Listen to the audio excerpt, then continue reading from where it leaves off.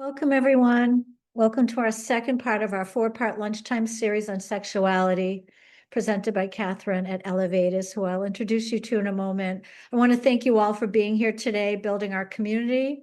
My name is Ann Phelan. I'm the Manager of Resources and Engagement at the Perkins Transition Center. We're really happy that you're here today. We feel like the content of the presentation in our four-part series is really important.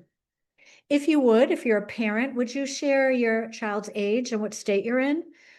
Also, if you're a professional, thank you so much for being here. If you would like to collaborate with families who might want to reach out to you, could you share the affiliation of your agency and any contact information? And lastly, for our advocates with disabilities, we welcome you here for sharing space with us, and we honor your presence. Thank you. This is a safe space. Everyone has diverse opinions, and we want us to be all respectful. If you want to have anonymity, we are recording this event. You can go to your profile picture, and on the right-hand corner are three dots, and you can rename it to anything that you wish. So for a long time, we realized that there were many misconceptions about sexuality with people with disabilities. There were families that were afraid that if there was information that their children would become hypersexual, or maybe they just didn't have the capacity to understand what was being taught to them. And we know that it's really important that education and information is provided to prevent exploitation, vulnerabilities, but also in respect and dignity, because everyone has a right to the same information. However, we also know that everyone has diverse needs, whether it's physical or communication, and we want to be sensitive and understanding the perspectives of everyone. So we want to let you know that this presentation really is to support all people and all individuals. And Katherine's delivery of this information is so helpful and meaningful and so vitally important, because sexual education is often absent from our education for our students. We want to also say that part of this curriculum is sexual self-advocacy, and that's the forum of today. And why it's important that advocates with disabilities, formerly thought of as self-advocates, really need to be taught how to be self-advocates, to talk about what their needs are and how to express themselves in a sexual way, or in relationships. It doesn't necessarily have to be intimacy and sexuality.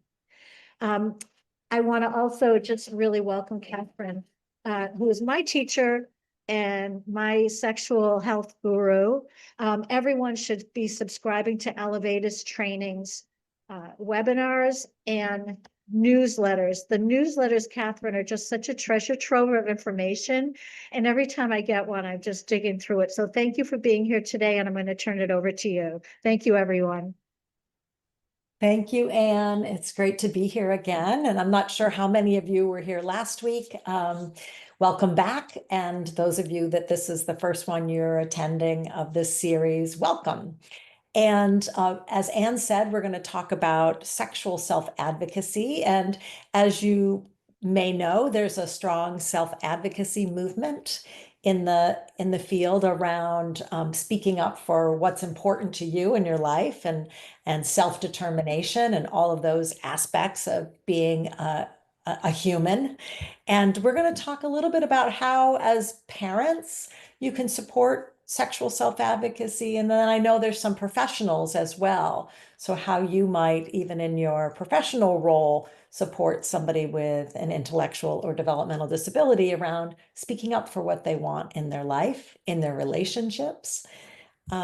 So we'll start by just looking at, and we talked about this last week, but really as a parent, we have a certain role we're going to play in talking about this topic.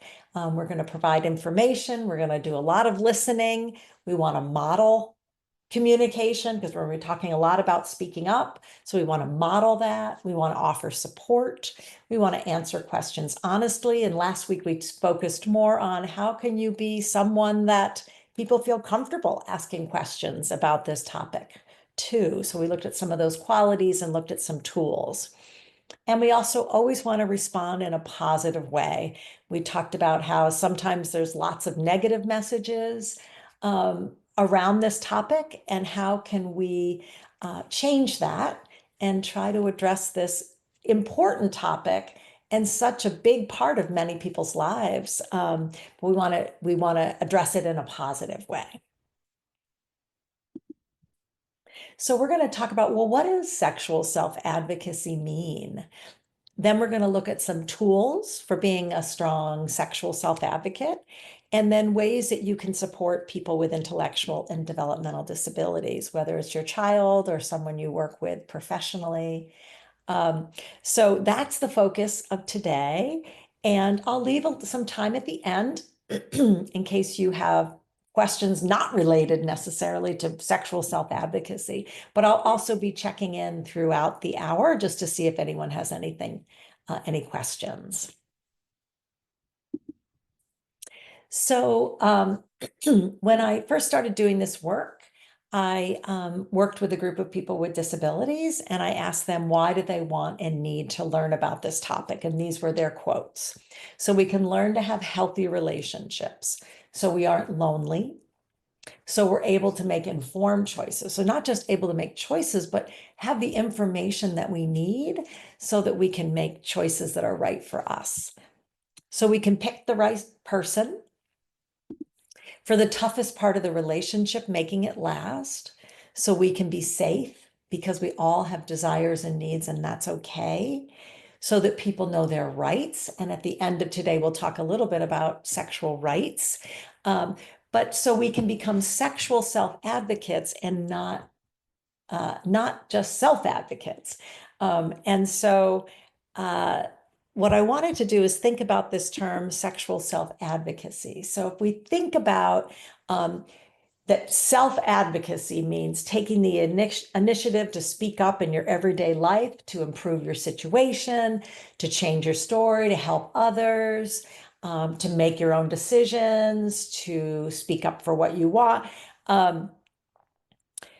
If that's what self-advocacy means, what does sexual self-advocacy mean to you? What might that look like? So if you could put your ideas in the chat just to get a few, just to start thinking about, well, what does this mean? Sexual, sometimes I'll say sexual and relationship self-advocacy. So expressing my needs and boundaries. Yes. Other ideas about what sexual self-advocacy or relationship self-advocacy means. I'll give you a minute to think about that. Having the choice to have a relationship, personal preferences. Yeah. So boundaries, choice, preferences, understanding safety and approach to having needs met. Yeah. Yeah. Oh, great. There's more coming in here. Let me just read some of these off. To be able to communicate with a partner or health provider about sexual health boundaries, bodily autonomy, similar to neurotypicals, advocating for healthy relationships and have needs met in healthy ways, moving at a pace that is comfortable, even if it's different from a partner's desired pace, comfort level with others and self. Advocating for dates with others in residential care, advocating to be allowed to watch pornography or masturbate without criticism and judgment. Self-awareness, to have true agency about choices with emotional and physical relationships. Great. Yes. All of those things are part of it. Part of it is making those choices, but also making sure your choices are respected as well. Yes. So wonderful. And I'm going to play a video that has, this is a group of self-advocates talking about what sexual self-advocacy means to them. Sexual self-advocacy is part of an empowerment series for self-advocates. Have you heard the term self-advocate? Being a self-advocate means to speak up for what you want. It means making your own decisions. Asking for help when you need it or want it. Being responsible for yourself and taking a big role in getting what you want in your own life.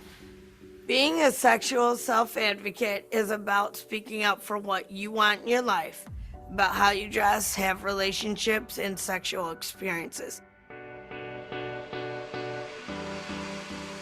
Sexual self-advocacy means to me to speak up about wanting the same things as other people that don't have a disability. We want to get married, we want to have kids, we're sexual beings. Just because we have a disability doesn't mean we don't think about it.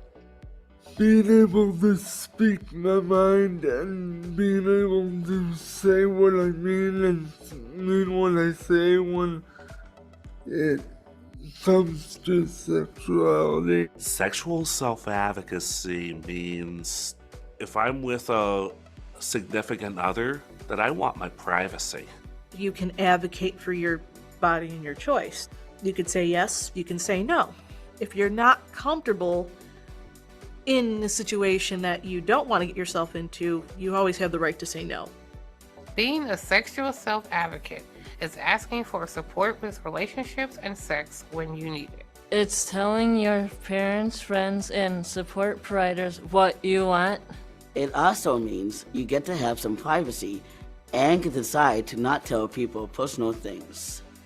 It is important to talk to people who you want to have a relationship with. If you have a partner, it is letting them know what you want and asking what they want. Being a sexual self-advocate can help keep you safe and help you feel better about yourself. It can help you have the relationships you want. It can feel very empowering and help you feel happy. My body, my choice. As a sexual self-advocate, My body is my own.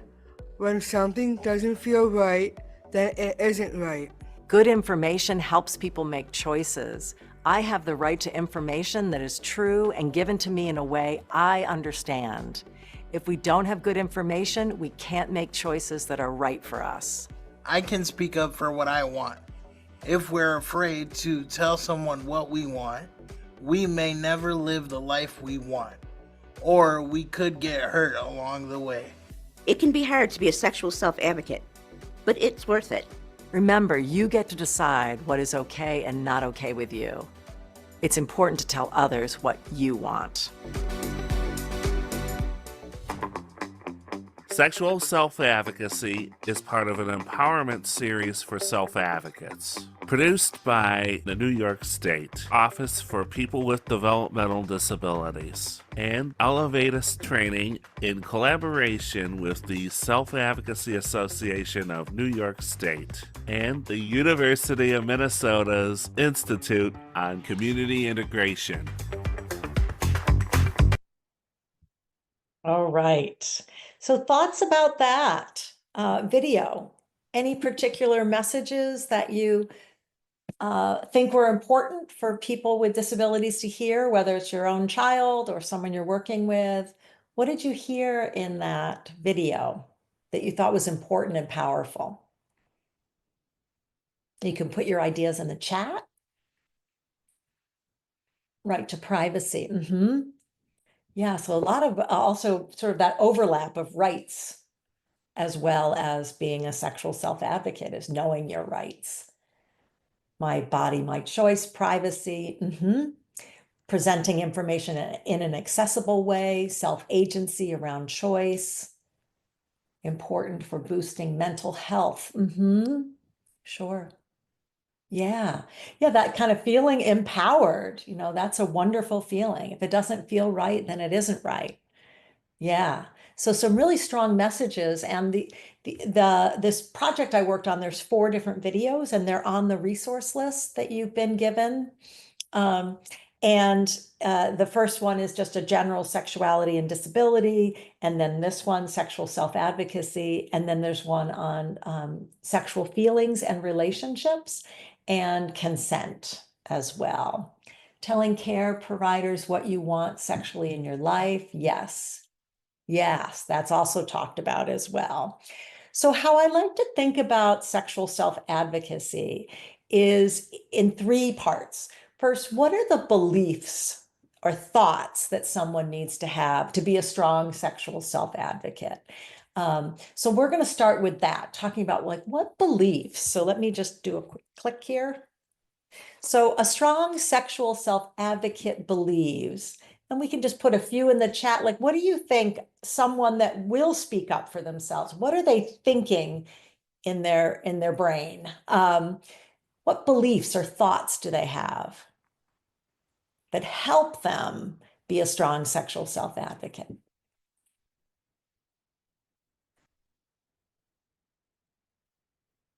I'll give you a minute to think about that. That they are important. Yeah, important, valued. I matter. They deserve respect and have the right to make decisions. The decision, right?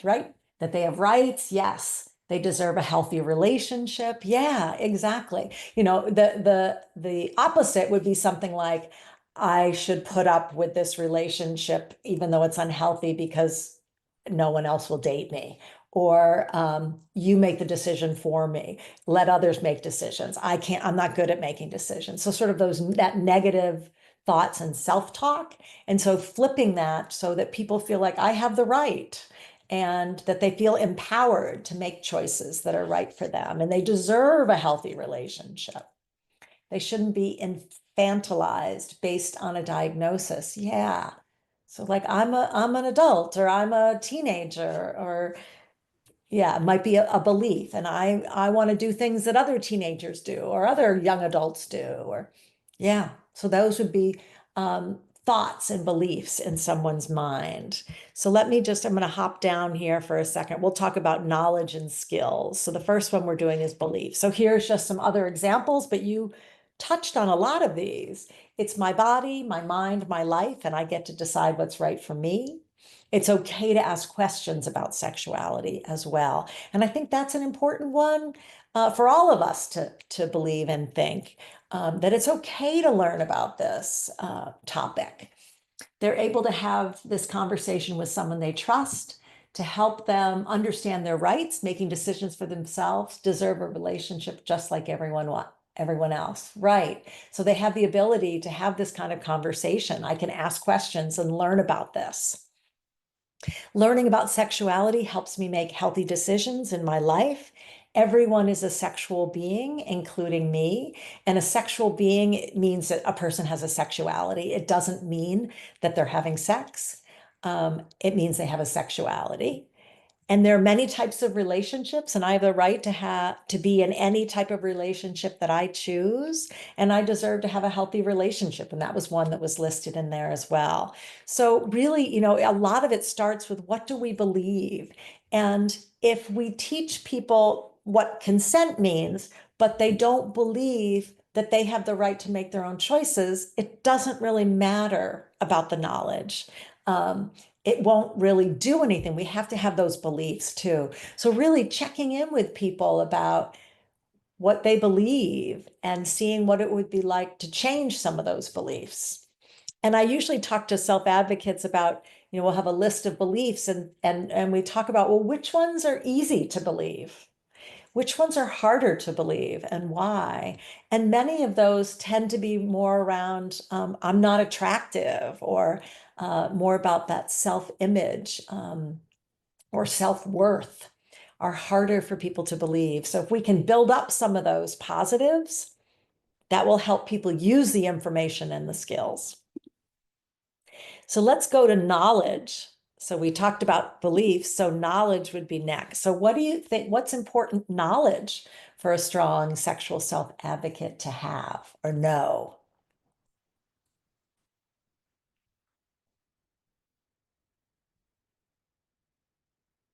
So we've got our beliefs, we're feeling empowered, it's our bodies, our minds, all that. Now, what kind of information would be important for a sexual self-advocate to have? So think about that. What do you think is important? Yeah, privacy rights, health, consent, terminology. What do all these words mean? Yeah. Who they are and what they are okay with. Yeah. So like their boundaries or their needs and their identities. Yeah.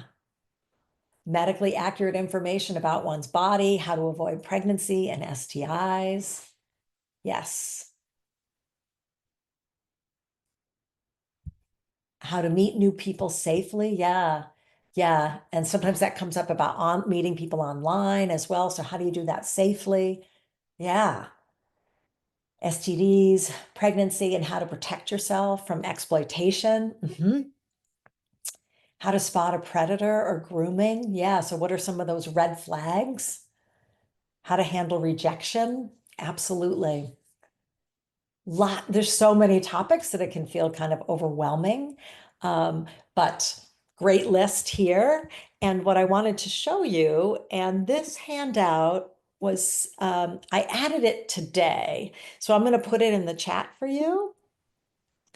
But what kinds of, what are the different types of relationships? How do I keep myself safe? What's healthy, unhealthy? What is consent?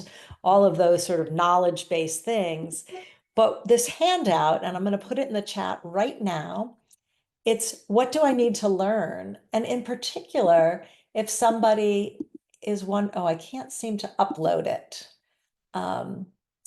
because I am not part of the organization. Janine, do you think you could upload it into the chat for me, or we can send it or something? But what it is just a checklist that you can use, or if you have a disability yourself, you can use. So all the handouts, actually, why don't I give you the link right now, and then you could grab everything because some people need those as well. So let me put that in the chat for you. So you can get everything, everything you need.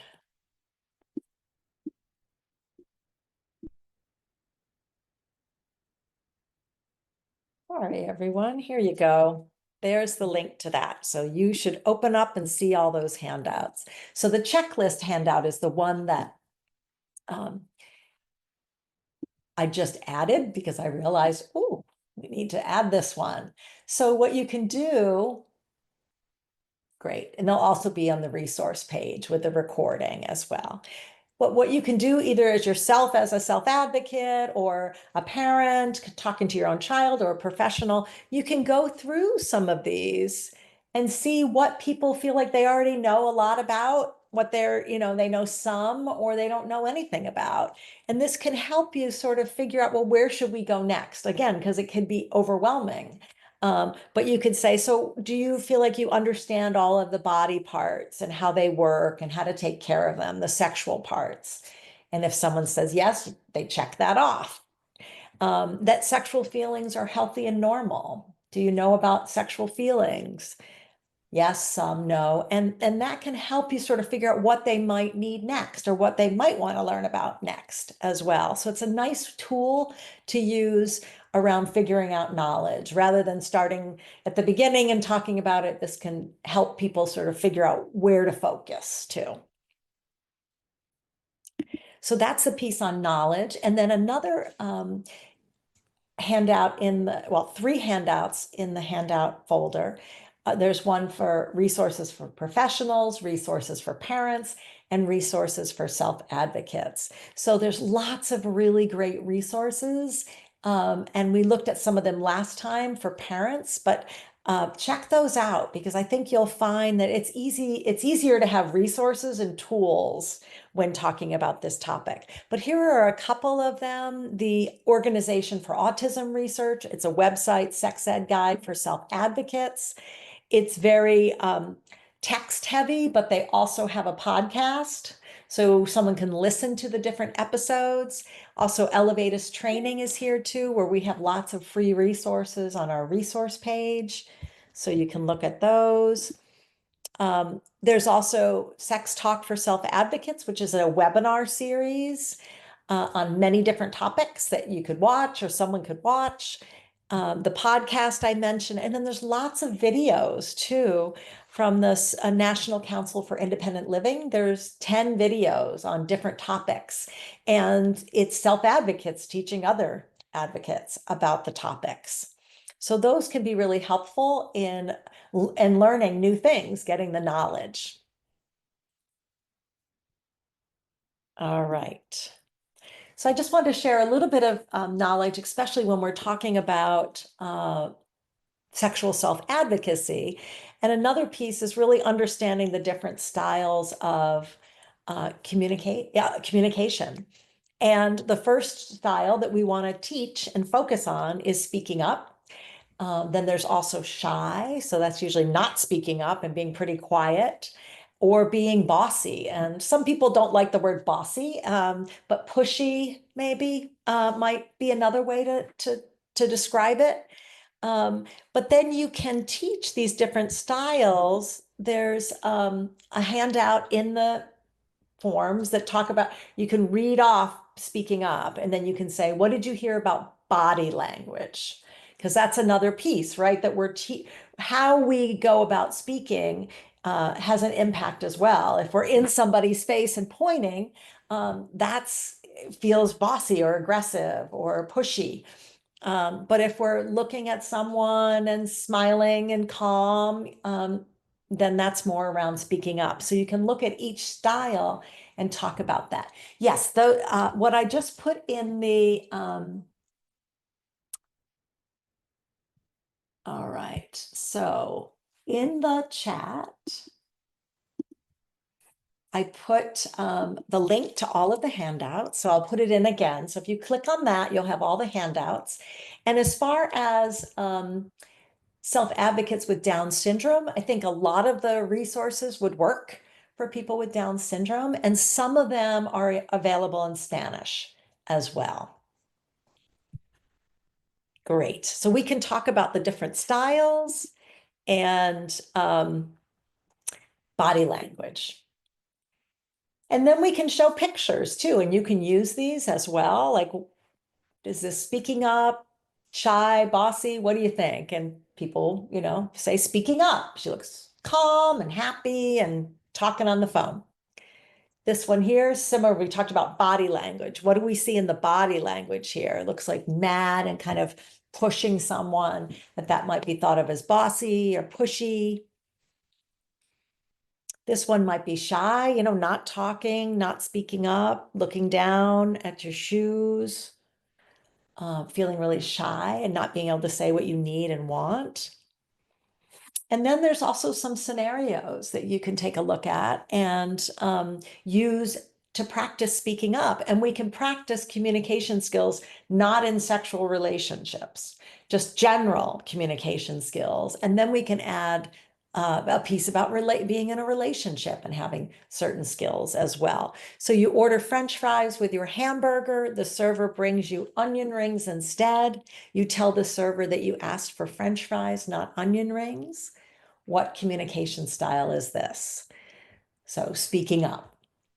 Now there might be someone that's shy, that doesn't feel like they can ask for what they ordered as well, or someone that gets really angry that they brought the wrong thing. So we really want to help people learn how to speak up. It doesn't mean you always get everything you want, but it's really the most effective way to possibly get what you want. Here's another one. Your friend forgot to meet you for dinner. This is a third time in 2 weeks. You tell him that you're upset. So it sounds like speaking up, and need him to meet you when he says he's going to meet you. So speaking up again, I'm upset. You can have feelings and talk about them. And I really need you to meet me when you say you're going to. They didn't throw something at the person. They didn't hang up on them. They communicated. Again, you feel like you're being scheduled for too many weekend shifts, but instead of complaining to your coworkers, you talk to your manager. Another example of speaking up. So lots of different examples of speaking up. Let me see if I have. So this one, Brian and Dan need a ride to the movies. They don't really like Josh, but they know he has a car. They call him up and ask him for a ride, even though they don't really want him to go with them. They just need a ride. Is that speaking up? Yeah. Is it kind? Probably not. And so it could be sort of manipulative or coercive, but but we really want to be honest with people too. So not only clear and kind, but honest. And this one, Jessica hates her electric razor and it does not work well and hurts. She asks her guardian to get her a disposable razor. He gives her no reason and tells her no. She says nothing back and accepts the answer. Now, sometimes you do have to do that, right? But what could Jessica possibly say that would be speaking up? So it might be more. One of the things I often teach people is to find out can you tell me why you're saying no? Like, what are you worried about? So then you can find out what the person is resisting, and then you can maybe reassure them. So if he were to say, well, I'm afraid you're going to cut yourself, and say, I've used these for years. I use the ones that are pretty safe, that you won't be cut, things like that. So you can sort of reassure the person rather than just giving up. And then we can have conversations about, those of you that speak up, how did you learn to speak up? And what advice do you have for others to get better at this? And what most self-advocates say is practice, lots and lots of practice. So that's good for us to keep practicing speaking up. And then if somebody says they usually use shy, they feel pretty shy, they don't feel like they can speak up, you can ask them, well, what makes it hard to speak up for yourself? And then bossy, what makes it hard for you to speak in a way that will help, where people will be willing to support you? So really helping people that kind of use, and sometimes people will also say, well, sometimes I speak up all the time, but then in certain situations I might be shy. And so you can talk about all of that to help people sort of figure out what are their barriers to speaking up. And then skills. What skills do you think a strong sexual self-advocate needs? So we did beliefs, we did knowledge. So now what kind of skills are important for a strong sexual self-advocate? And I think one is definitely communication skills. Other kind of skills that might be helpful for a strong sexual self-advocate. If you think back to some of the decision making, yes, absolutely. If you think back to some of the things people put in about what does sexual self-advocacy mean, decision making is another really important skill. Communication and decision making skills. Yeah. Understanding of strengths and challenges. Yeah, so yeah, sort of knowing that they may be really good at this, but maybe have challenges in this, and how could they work on speaking up more, or being comfortable saying no, even when you like the person a lot. Yes, yeah, that's a skill. Feeling like your needs matter more. I mean, it's really hard when we care about people to say no to them. But like I mentioned, the fourth video is on consent, and it talks about, the self-advocates talk about, what do you say when somebody wants a hug and you don't want one? And they say it hurts their feelings. What do you do? So there's some really good advice around that too. But we have to learn to say no, think of ourselves first, because as soon as we think about the other person, we're ignoring what we need. And you may have heard that story when young kids are, saying goodbye to Aunt Betty. They'll say, give Aunt Betty a hug, and the kid says, I'm not comfortable with that. And the parent says, you don't want to hurt Aunt Betty's feelings, right? And it's very subtle, right? But you're saying Aunt Betty's feelings matter more than your own. And we've all been taught that in a lot of ways. So teaching that your feelings matter more doesn't mean you have to be rough and unkind and all that, but you can say no. And then the other thing, listening skills, great. Yes, another great skill. And I also would connect to that one.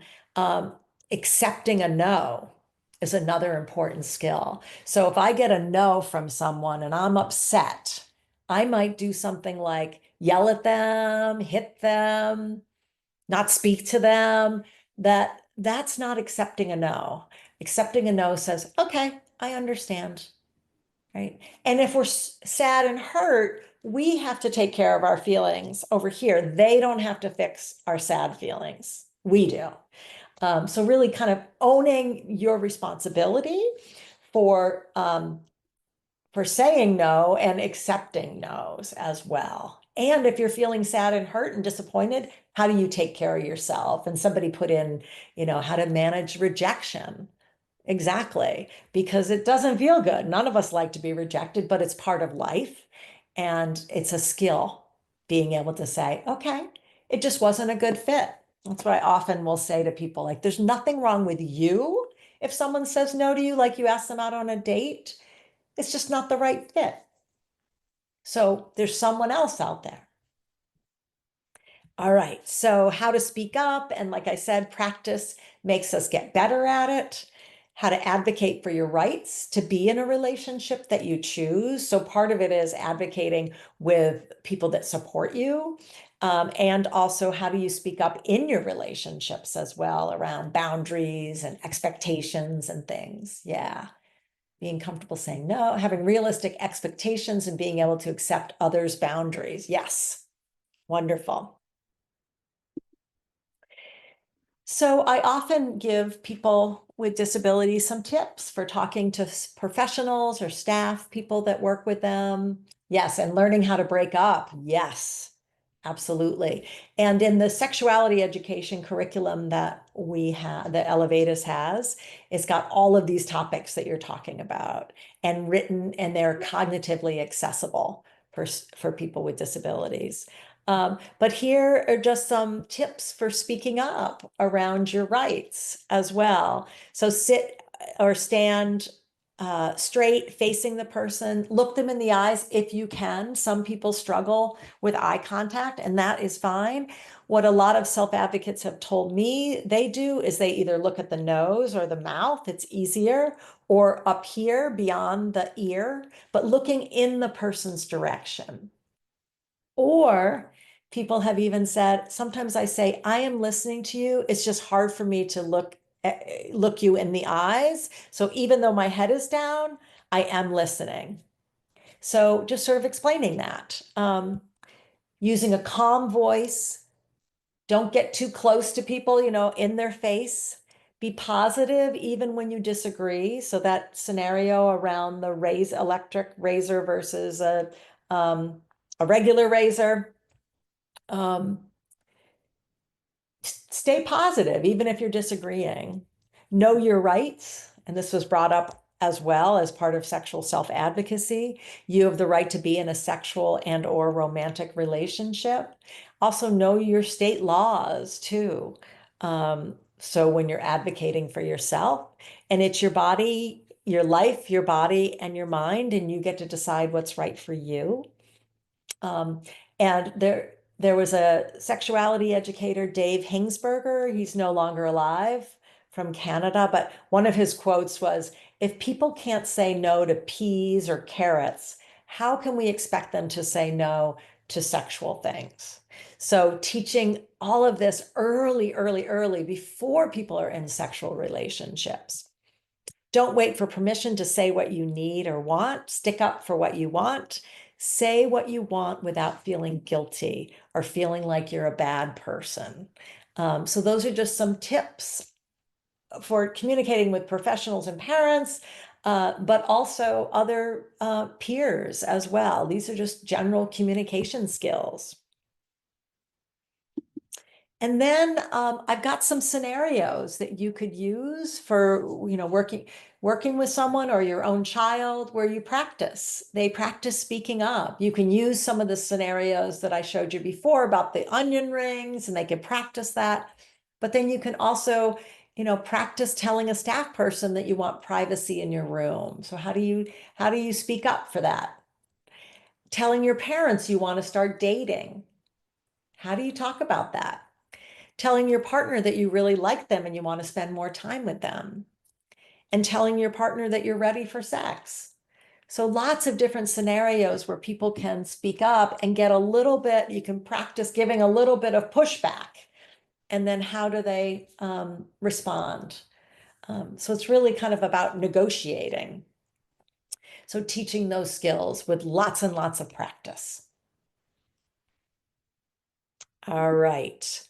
And I'm gonna actually save the sexual rights till the end.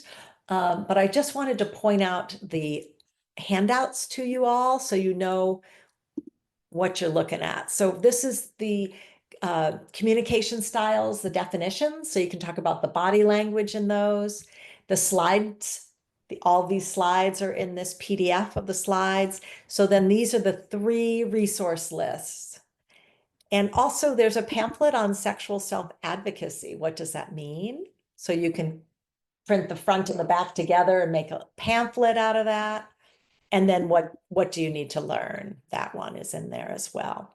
But just to show you again, I know some of you were here last time, but this is the resources for parents. But the one I really want to point out is the Disability Inclusive Sexual Health Network. And if you click on that, these are all lots of different resources. These are also for professionals, but also if you scroll down, there's lots of information around safe and healthy boundaries, and it's in Spanish and English. So you click on that, and it's just a 2-page tool, fact sheet, I think they call them. Nope, you would have to go to so this is the resources for parents. If you click on that, and then the 4th thing down is this website. Okay. So those are some resources for you. I want to check in and see if anyone has any questions, and then we can talk a little bit about sexual rights. Any questions at this point?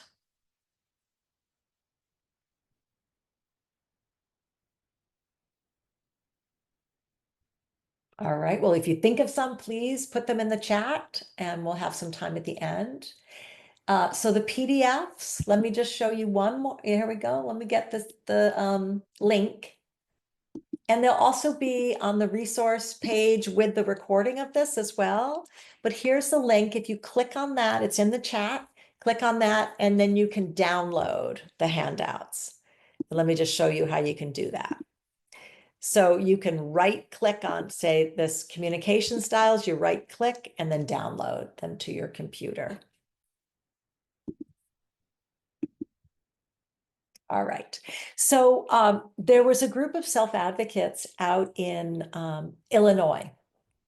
And Illinois actually has a law that says all adults with intellectual and developmental disabilities, any provider that provides services to them needs to provide sexuality education, which is pretty amazing.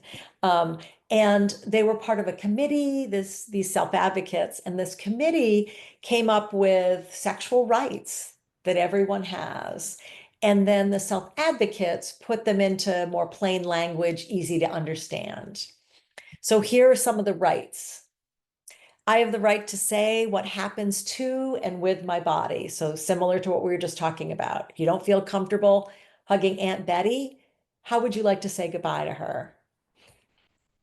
I have the right to privacy and showing and sharing my sexuality. A lot of self-advocates say as soon as they talk about wanting to date, everybody knows about it. And they'd like to have more privacy around that too. I have the right to learn about sex, safe and healthy relationships, and reproductive health. I have the right to get information and learn in a way that I can best understand through videos, large print, audio, pictures, easy to understand language. I have the right to learn how to keep myself safe. I have the right to be safe and feel good when having sex or sexual activities. I have the right to explore and to say if I'm a man or a woman, a combination or neither. I have the right to make my own choices about sexuality. So these are some of those sort of like the beliefs we talked about before, is knowing that you have rights. And then we just turn them into these 10 different sexual rights. So privacy, choice, respect, pleasure, acceptance, speaking up and speaking out, knowledge, safety, equity, and autonomy. So this next slide is a video. about the right to privacy. And I know someone asked about resources for people with Down syndrome. This is from World Down Syndrome Day. It came out last year. This year's is very powerful too. Assume I can, so maybe I will. Very powerful. But this one is more about the right to privacy.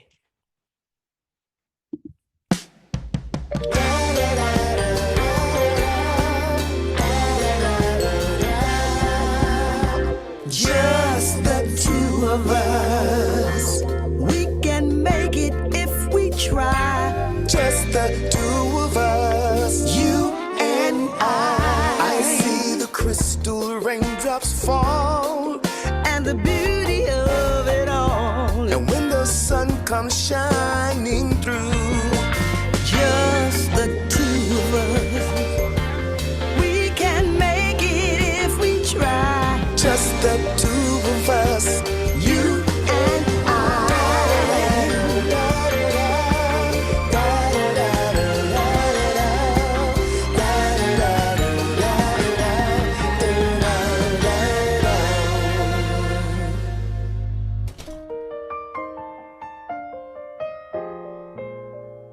I wanna be the one. I wanna be the one with you.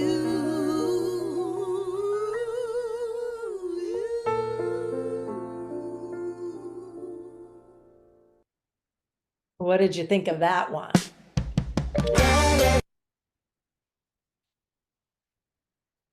Thoughts about that one?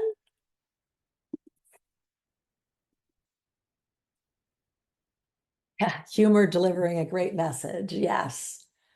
Right. And, the people supporting this couple, good intentions, being positive, right? But not giving enough space, getting in people's business way too much. Yeah. A lot of staff really enjoy, start laughing as soon as they see that, because they realize, oh, maybe I'm a little like that, maybe a little like that, or a parent too, maybe we do hover a little bit. So I wanted to check in to see what kind of questions you might have for me, and it can be around sexual self-advocacy or other things as well. Okay.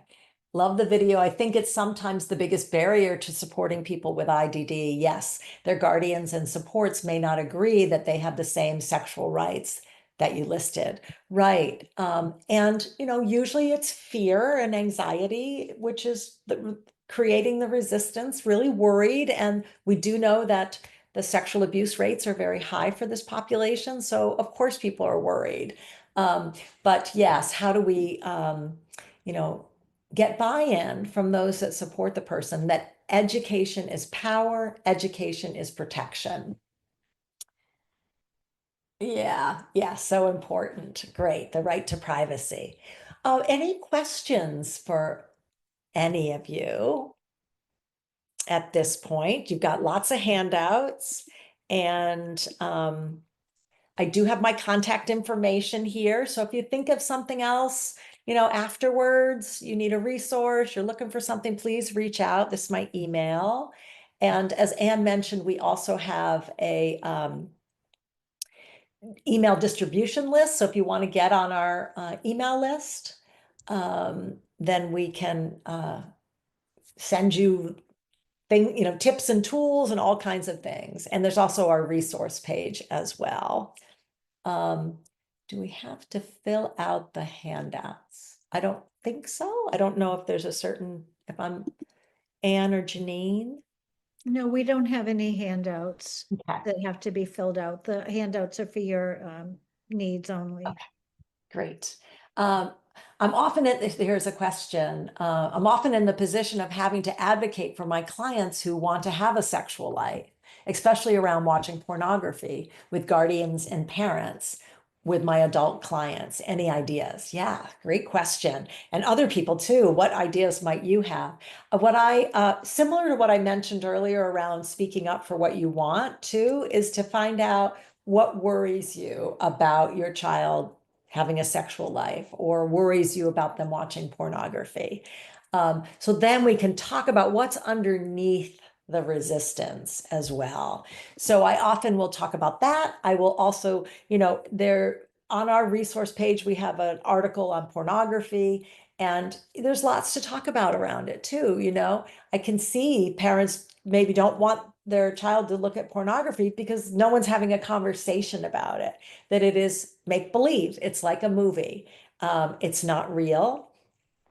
It's pretend, and it's used to help people feel sexual feelings. So it's not education. It often shows that there's no consent. People just do things to each other.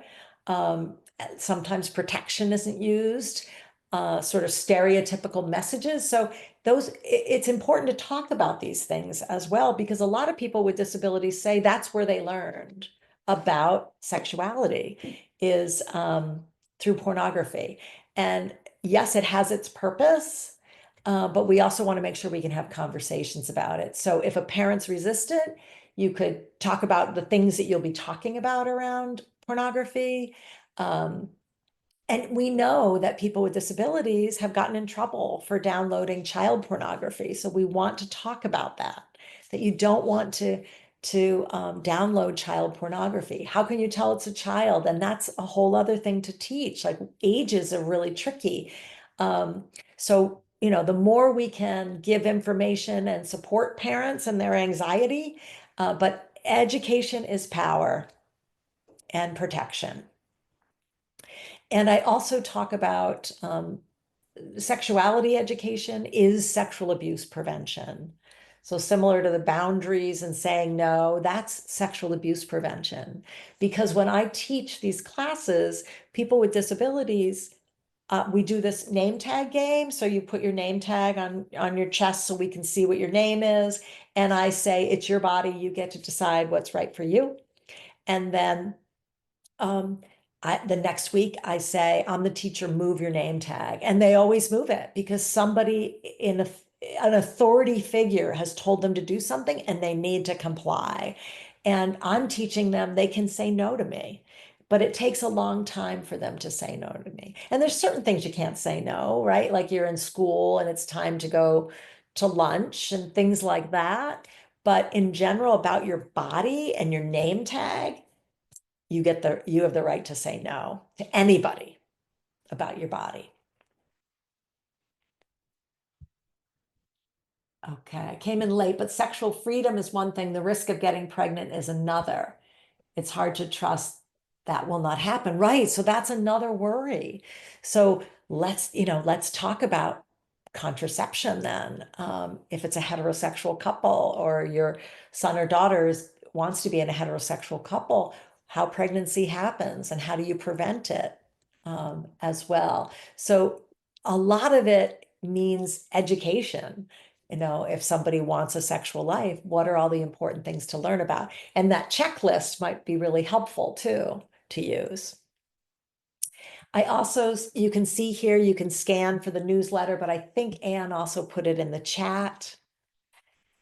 And then I'd like to just have a quick wrap up, and then I'm going to pass it back to Anne to do sort of a closing. But what is one thing that you will do to promote sexual self-advocacy in the students or the young people or the adults with disabilities and or your child with a disability? What's one thing you will do to promote sexual self-advocacy moving forward? So I can get a few of those and then we'll wrap things up. So what's something you could do tomorrow or later today that might promote sexual self-advocacy to your child or someone you're working with? Educating students about their sexuality rights. What are your rights? Encourage them to ask questions. Yes, right. And you can look at the materials from last week, but there's a great model you can use for answering questions that really gives that positive message. Like, I'm so glad you asked that. Yeah, so you're encouraging. Be available if they want to talk and ask questions. Provide factual information that supports their questions and continue to teach sexual abuse prevention programming. Wonderful.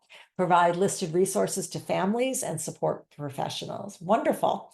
Yeah, sharing resources can be a great way to promote sexual health and sexual self-advocacy.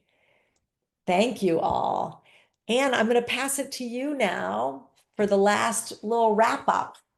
Thank you, Katherine. We're really thrilled with this information, and the questions and the dialogues in the chat were really meaningful today. And when we ask questions, you're asking for other people too. This is a really great space to be able to ask these questions. It's a topic that's sensitive for some, and we respect all cultural and moral differences. So we just want to let you know that we offer transition counseling through the Transition Center at Perkins. And so if you take your camera, there's a QR code, you can scan it if you'd like to reach out to someone on our team. We have counseling around all topics related to the next step, turning 22, college counseling, vocational, transition planning. And also I can continue this dialogue because I was trained under Katherine as a sexual educator, which I'm honored to say.